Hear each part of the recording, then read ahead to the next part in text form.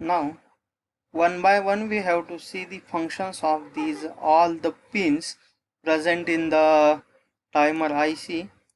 Now see the pin functions of timer IC 555 and their functions. Functions are discussed below, and after seeing these functions of all the pins, after that we have to see the working of timer IC 555. The pin number one is a ground pin. This is the pin number one, and pin number one is a ground pin, and all the voltages are measured with respect to this terminal. We know that when any input is given to the any device, any electronic device, or when output is taken from any electronic device, then it is taken with respect to, or it is given with respect to the ground. कुठल्याही electronics डिव्हाइसला input देत असताना किंवा कुठल्याही devices पासून output घेत असताना ते with respect to ground घेतलं जातं. विथ रिस्पेक्ट टू ग्राउंड घेतलं जातं. त्यामुळं पिन नंबर 1 जी आहे तर ती पिन नंबर 1 ही ॲज अ ग्राउंड टर्मिनल म्हणून कन्सिडर केले जाते. लक्षात आलं. All the voltages are measured with respect to ground. आपण बघितलं ह्या डायग्राममध्ये वेगवेगळे व्होल्टेजेस आपण बघणार आहोत. थ्रेशोल्ड व्होल्टेज आहे, control voltage, triggering voltage, input voltage plus VCC, and output voltage. These are the different voltages are given to the timer IC 555 or taken from the this IC. So all these voltages are taken from the ground terminal. After that, the second terminal is a trigger terminal, and trigger terminal pin number 2 is labeled as a trigger, and it is the input of the lower comparator. हा जो lower comparator आहे, lower कंपॅरेटरचं inverting input आहे. Lower कंपॅरेटरचं inverting input. So see what is the function of pin number 2. Pin number 2 is a trigger, and the 555 timer IC uses the two comparators, and the voltage divider consists of 3 equal resistances, and due to the voltage divider, the voltage at non-inverting terminal of comparator 2 is fixed, that is at VCC by 3, and the inverting input of comparator 2, which is compared to the VCC by 3 and is nothing but the triggering input. And when the triggering input is slightly less than the VCC by 3, then the comparator's output goes high, and this output reset the flip-flop. So high output of comparator 2 reset the flip-flop. तर आता हे triggering इनपुटची working आहे. Triggering input कसं work करतं. Triggering input is the input of the lower comparator. Comparator 2चं हे inverting input आहे. कंपॅरेटर 2चं जे नॉन इन्व्हर्टिंग इनपुट आहे, तर ते नॉन इन्व्हर्टिंग इनपुट आपण ह्या व्होल्टेज डिवायडरला जोडलेलं आहे, आणि हे व्होल्टेज डिवायडरला जोडलेलं असल्यामुळं ह्या नॉन इन्व्हर्टिंग टर्मिनलचं हे जे व्होल्टेज दिसतं इथं, हे मी पॉईंट आउट करतो, हे व्होल्टेज तुमचं फिक्स व्होल्टेज आहे. फिक्स व्होल्टेज मग ते किती असतं, हे VCC डिवायडेड बाय 3. VCC जेवढं तुम्ही VCC दिलंय व्होल्टेज, इनपुट व्होल्टेज, त्याला डिवायडेड बाय 3 करायचं. त्याला डिवायडेड बाय 3 केल्यानंतर जे काही व्होल्टेज येईल, तुमचं आन्सर येईल, ते आन्सर म्हणजे हे इथलं ह्या नॉन इन्व्हर्टिंग टर्मिनलचं व्होल्टेज असेल. लक्षात आलं. हे फिक्स व्होल्टेज आहे. आणि आफ्टर दॅट हे ट्रिगरिंग व्होल्टेज म्हणजे काय, तर हे ट्रिगरिंग व्होल्टेज एक्सटर्नली दिलं जाईल, आणि मग हे ट्रिगरिंग व्होल्टेजचं कंपॅरिझन केलं जाईल ह्या VCC बाय 3 ह्या व्होल्टेज बरोबर. लक्षात आलं का. तर हे VCC बाय 3 जे व्होल्टेज आहे, तर ह्या VCC बाय 3 ह्या व्होल्टेज बरोबर ह्या ट्रिगरिंग टर्मिनलला दिलेल्या व्होल्टेजचं कंपॅरिझन केलं जाईल. तेच आपण सांगितलं, which is compared with the VCC by 3. VCC by 3 ह्या व्होल्टेज बरोबर ह्या ट्रिगरिंग व्होल्टेजचं कंपॅरिझन केलं जाईल. And when triggering voltage is less than the VCC by 3, then comparator provides the high output. लक्षात येते का. आणि ज्या वेळेस ट्रिगरिंग व्होल्टेज ह्या VCC बाय 3 पेक्षा कमी असेल, लक्षात आलं का. इथं 2 व्होल्टेज आहे, हा कंपॅरेटर आहे. कंपॅरेटर तुम्हाला मगाशी सांगितलं की comparator is the operational amplifier, and it is use to compare the 2 input voltages. 2 input व्होल्टेजचं कंपॅरिझन करण्यासाठी ह्याचा यूज केला जातो. आता ह्याचं आपण इनपुट देतोय, ह्या कंपॅरेटर 2 मध्ये इनपुट आपण इन्व्हर्टिंग टर्मिनलला देतोय, त्यामुळे हा इन्व्हर्टिंग कंपॅरेटर आहे. आणि हे जे रेफरन्स व्होल्टेज आहे, जे फिक्स्ड व्होल्टेज आहे, त्या फिक्स्ड व्होल्टेजला आपण रेफरन्स व्होल्टेज म्हणतो. जे की आपण नॉन इन्व्हर्टिंग टर्मिनलला दिलेलं आहे, आणि त्या टर्मिनलच्या व्होल्टेज सोबत आपण हे ट्रिगरिंग व्होल्टेज दिलेलं इनपुट कम्पेअर करतोय. लक्षात आलं?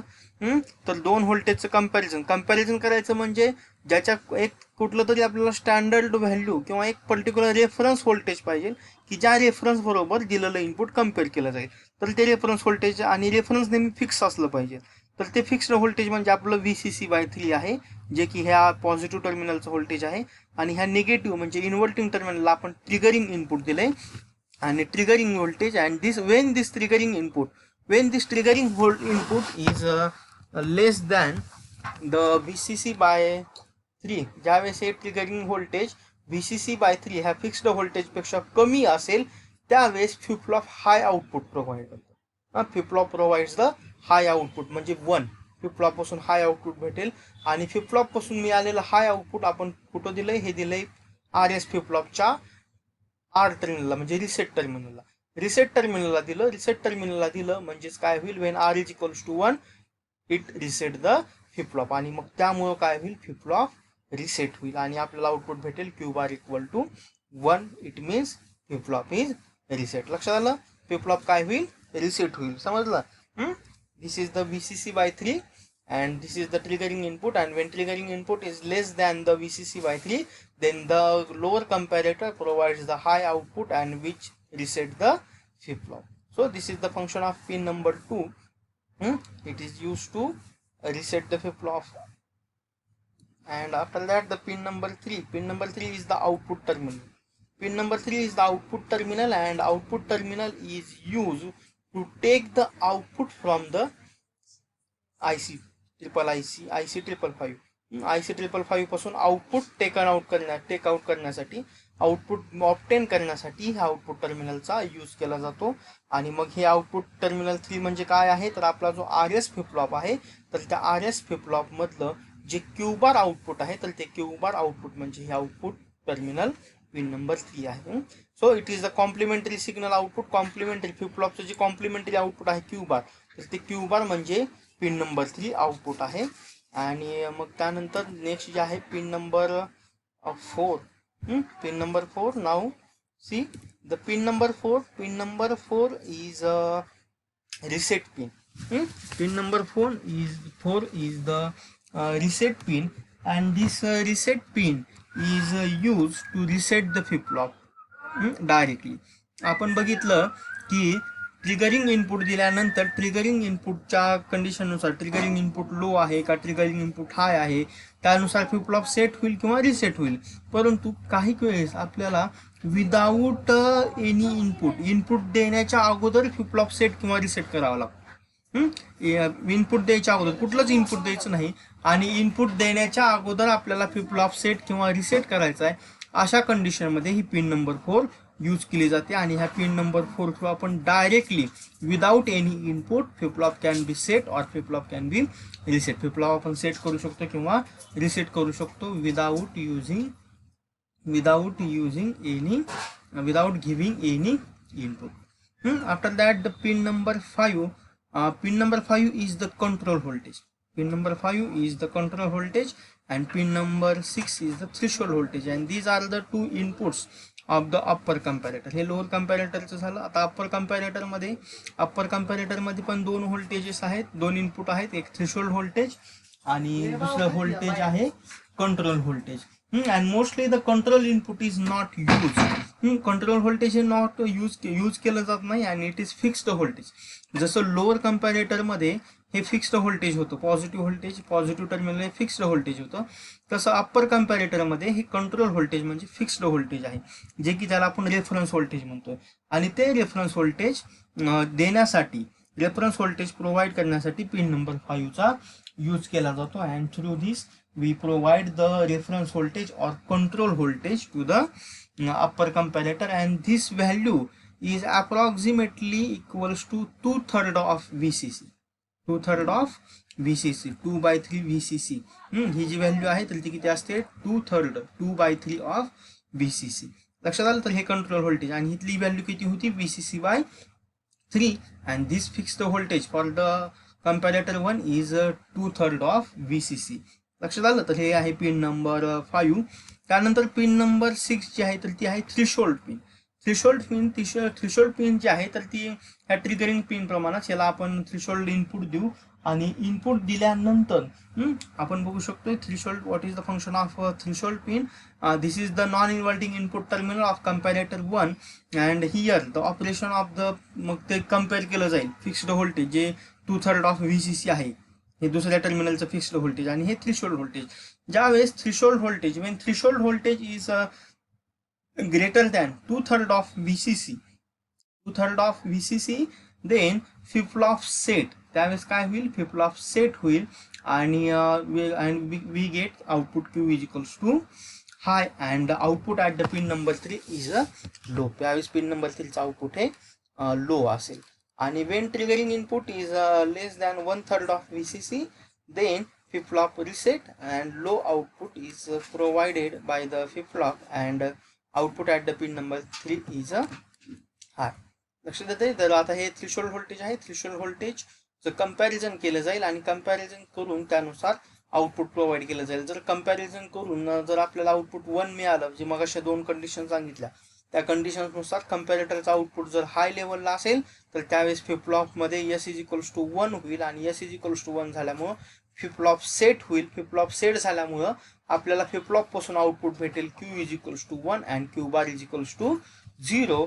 Therefore output at pin number 3 is a low, is a 0. लक्षात आलं.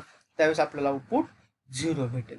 समजतंय. हे कधी होईल? Wien threshold voltage is greater than 2/3 of VCC. ज्यावेळेस थ्रेशोल्ड व्होल्टेज हे 2/3 VCC पेक्षा ग्रेटर असेल त्यावेळेस हे ऑकर होईल. लक्षात आलं. समजतंय. So in this way it is the function of pin number 6. After that, the pin number 7 is the discharge pin, or it is the collector terminal of a capacitor transistor, and it is used to connect the external capacitor to this transistorला externally capacitor जोडण्यासाठी ह्या pin number 7चा use केला जातो. आणि मग ह्या pin number 7 through आपण externally capacitor या ठिकाणी कनेक्ट करतो आणि तो कॅपॅसिटर कनेक्ट केल्यानंतर ज्यावेळेस Q इज इक्वल्स टू 1 असतो, when Q is equals to 1 and when Q is equals to 1, then capacitor is get discharge output from the flip flop and will saturate the transistor and discharge capacitor, and when Q is low, transistor cuts off, then capacitor charge to the external series resistor. काय होतं इथं बघा, ज्यावेळेस pin number 7 इथं आपण externally capacitor जोडू.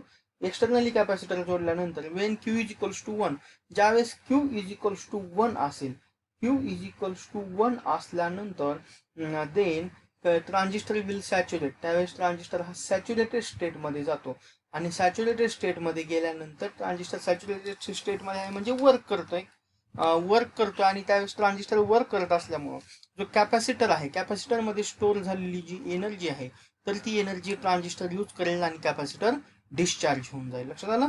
Capacitor discharge होईल when Q is equals to 1 and when Q is equals to 0, that is when Q is low, then transistor cuts off. त्यावेळेस ट्रान्झिस्टरच्या बेसला आपण लो व्होल्टेज प्रोव्हाइड केलं. लो व्होल्टेज प्रोव्हाइड केल्यामुळे transistor हा cut off स्टेटमध्ये जाईल. कट ऑफ स्टेट म्हणजे नॉर्मली ऑफ स्टेटमध्ये जाईल आणि ऑफ स्टेटमध्ये गेल्यामुळं तर हे जे लो व्होल्टेज आहे तर ते लो व्होल्टेज थ्रू दिस, आणि मग हे +5 व्होल्टेज आपण दिलेलं आहे, सॉरी हे plus VCC, and due to this all voltage capacitor get charge, आणि मग कॅपॅसिटर मग परत काय होईल? चार्ज होईल. लक्षात आलं.